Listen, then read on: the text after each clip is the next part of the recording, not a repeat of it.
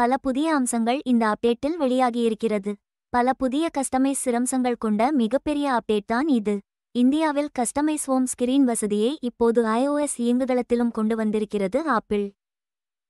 Home screen வால்பேப்பரில் இருக்கும் நிறங்கள் app ஐகான்களிலும் பரவுவது, விதவிதமான ஆப் ஐகான்களின் கஸ்டமைசேஷன் என பல அம்சங்கள் புதிதாக வந்திருக்கிறது. சில ஆப்களின் ஐகான்களை தவிர மற்றவை எல்லாம் கஸ்டமைஸில் நல்லாவே மாறுகிறது.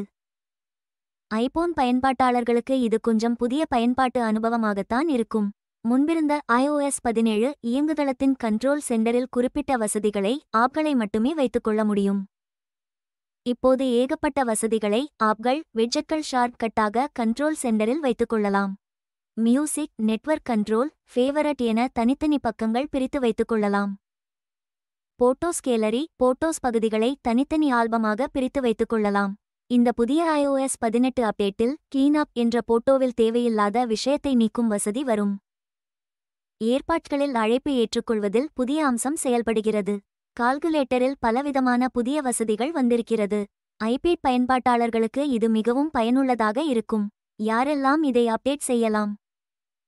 100 விழுக்கோள்களில் iOS 17 இயங்குதளத்திலே தொடர்வது நல்லது. பேட்டரி ஹெல்த்தை கவனத்தில் கொண்டு 85 விழுக்காடு மேல் பேட்டரி ஹெல்த் இருந்தால் அப்டேட் செய்யுங்கள். இன்னும் பேட்டரி ஹெல்த் குறைந்தபட்சம் 85 விழுக்காடுக்கு மேல் இருந்தால் ஐபோன் 15, 14, 13 மாடல்கள் வைத்திருப்பவர்கள் புதிதொரு பயன்பாட்டு அனுபவத்தை பெறலாம். இந்த வீடியோ குறித்த உங்கள் கருத்துக்களை கீழே கூறவும் மற்றும் இதனை பிடித்திருந்தால் லைக் செய்யவும்.